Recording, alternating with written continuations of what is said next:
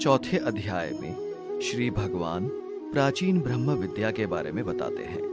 वे पुनर्जन्म के बारे में और अवतरण का सिद्धांत बताते हैं। जब जब धर्म का पतन होता है और अधर्म बढ़ जाता है, तब तब भगवान अवतार रूप धारण करते हैं। अच्छे लोगों की रक्षा, दुष्ट लोगों के विनाश और धर्म की फिर से स्थापना के लिए वे युग युग में जन्म लेते रहते हैं।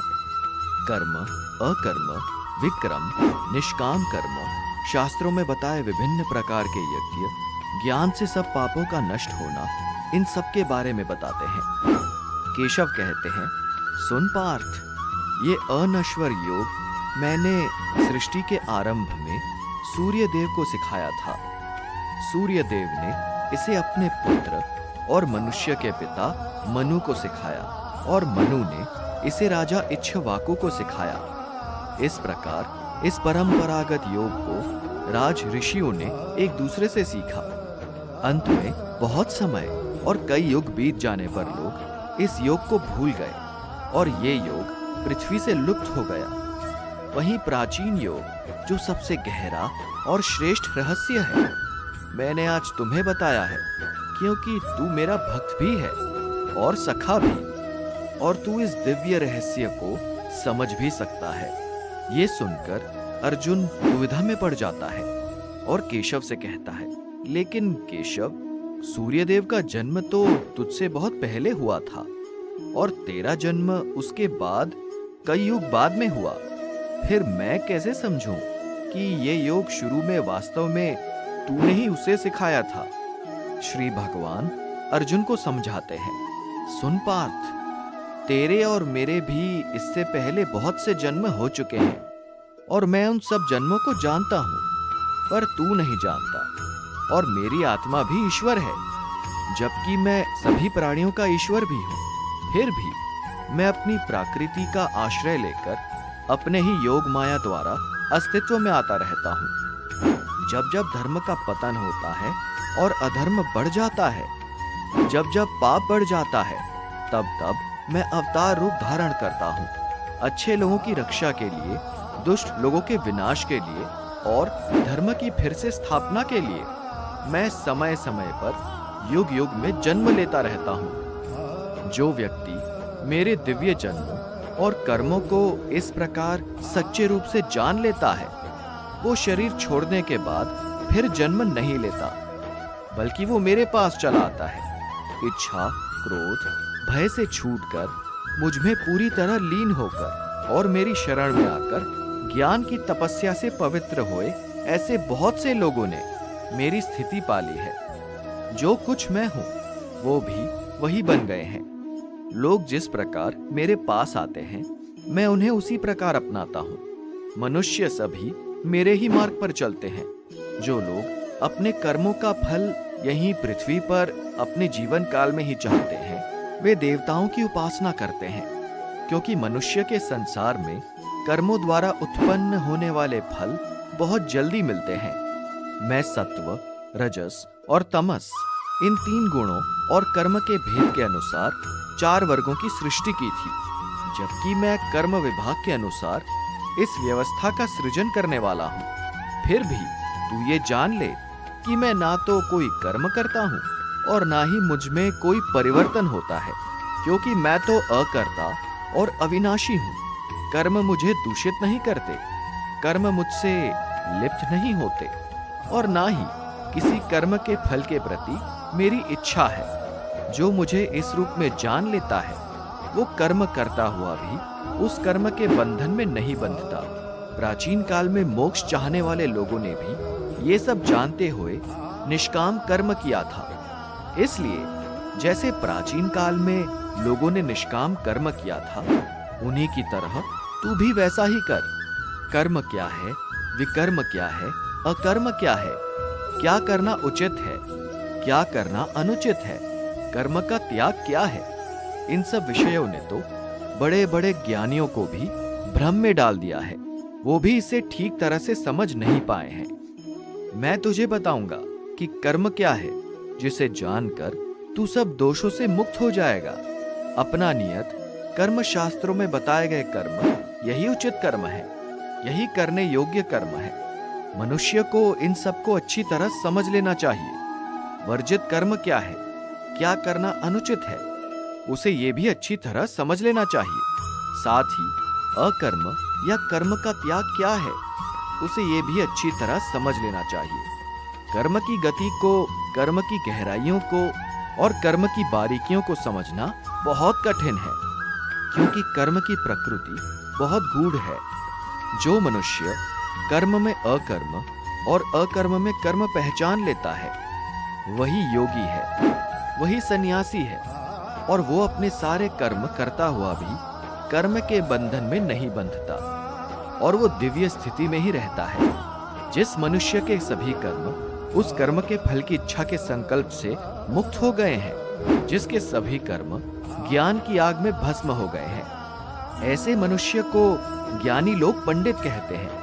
कर्म के फल के प्रति सभी इच्छाओं को त्याग कर सदा तृप्त रहता हुआ, बिना किसी भी कर्म के फल पर निर्भर हुए, वो भले ही सदा कर्म में लगा रहे, फिर भी वो कुछ नहीं कर रहा होता। कोई भी कर्म फल की इच्छा न रखते हुए, अपने चित्त और आत्मा को वश में रखते हुए, सभी प्रकार की संपदाओं, सभी प्रकार के भोग साधनों को पूरी तरह त्याग कर जो केवल शरीर निर्वाह के लिए कर्म करता है, उसे कभी कोई दोष नहीं लगता। जो मनुष्य संयोगवश प्राप्त वस्तु से बिना, उस वस्तु की कामना किए बिना, उसे प्राप्त करने के लिए कोई प्रयास किए बिना जो भी प्राप्त हो जाए, उसी से संतुष्ट रहता है। जो सुख दुख आदि के सभी द्वंद्वों, सभी सुविधाओं से परे पहुंच चुका है, जो सफलता विफलता दोनों में समान रहता है, वो कर्म करता हुआ भी कर्म के बंधन में नहीं बंधता।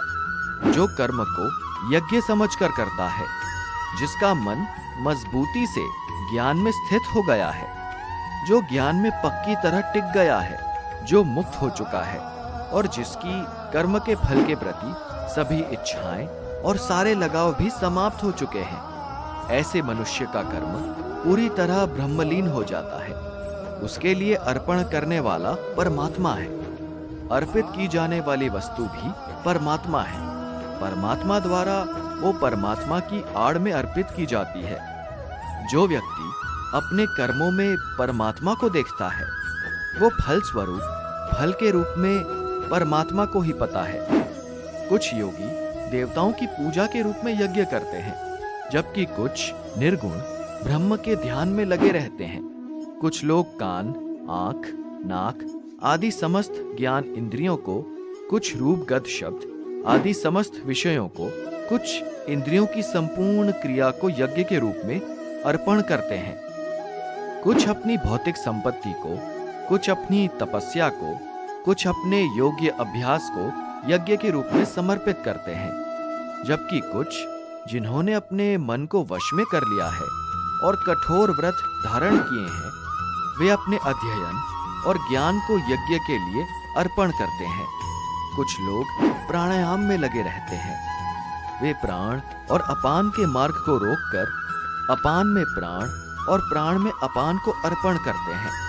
तो कुछ अपने आहार को नियमित करके अपने प्राण रूपी सांसों में अर्पण करते हैं। ये सब के सब यज्ञ के ज्ञाता हैं। ये सभी जानते हैं कि यज्ञ क्या है, और यज्ञ में जीवन द्वारा उनके सारे पाप भी नष्ट हो जाते हैं, उनके सारे पाप मिट जाते हैं। जो लोग यज्ञ के बाद बचे हुए पवित्र अन्न, यज्ञ के पवित्र प्रसाद को खाते हैं, वे सनातन ब्रह्मा को प्राप्त करते हैं। लेकिन जो व्यक्ति यज्ञ नहीं करते, उनके लिए ये संसार ही नहीं है, फिर उन्हें परलोक कैसे मिल सकता है? इस प्रकार शास्त्रों में अनेक प्रकार के यज्ञ बताए गए हैं। उन सबको तू कर्म से उत्पन्न हुआ समझ। ये सभी ब्रह्म तक पहुंचने के साधन हैं, और ये जान लेने के बाद तू मुक्त हो जाएगा, क्योंकि भौतिक पदार्थ बंधन में डालने वाले होते हैं और ज्ञान मुक्ति दिलाने वाला होता है। इसलिए भौतिक पदार्थों द्वारा किए जाने वाले यज्ञों की तुलना में ज्ञानमय यज्ञ अधिक अच्छे होते हैं, क्योंकि निश्चित रूप से अंततः आखिरकार सभी कर्म ज्ञान में ही जाकर समाप्त होते हैं, जिससे मनुष्य को मुक्ति मिलती है। उस ज्ञान को तो उन तत्वज्ञानी लोगों, उन गुरुजनों से सीख जिन्होंने सत्य को समझा है। उनके पास जा, पूरी निष्ठा और आदर से तू उनकी सेवा कर। विनम्रता से तू इस ज्ञान को उनसे अच्छी तरह विनम्रता से सीख। जब तू इस ज्ञान को प्राप्त कर लेगा और उसे अच्छी तरह समझ भी लेगा, तब तू फिर कभी ऐसे भ्रम में नहीं पड़ेगा, क्योंकि उस ज्ञान द्वारा तू बिना संदेह सारी सत्ता को, सब जीवों को पहले अपने अंदर फिर मेरे अंदर स्थित देखेगा।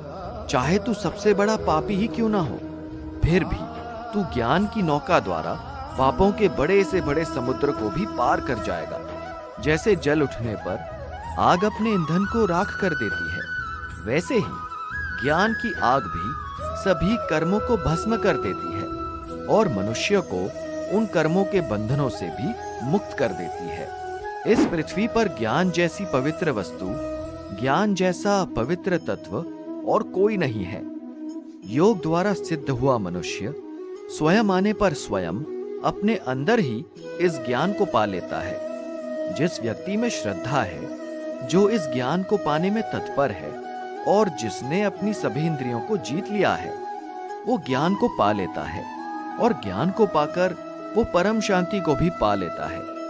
लेकिन जो मनुष्य अज्ञानी है, जिसमें श्रद्धा नहीं है और जो अपने संचय स्वभाव के कारण मुझ में दोष ढूंढता रहता है, वो नष्ट होकर रहेगा। ऐसे व्यक्ति के लिए ना तो ये संसार है, ना ही उसके लिए परलोक है और ना ही उसे सुख मिल सकता है। जिसने योग द्वारा सभी कर्मों को त्याग दिया है, जिसने ज्ञान द्वारा अपने सारे संदेह नष्ट कर दिए हैं, ऐसे व्यक्ति ने अपनी आत्मा पर अधिकार पा लिया है। उसे मैं कर्म बंधन में कभी नहीं बांधता। इसलिए पार्थ, इस अज्ञान से उत्पन्न हुए हृदय में बैठे हुए संदेह को तू ज्ञान की तलवार से काट कर इसे पूरी तरह से नष्ट करके शुद्ध योग में जुट जा और उठ, युद्ध के लिए खड़ा हो जा। चौथा अध्याय समाप्त। जय श्री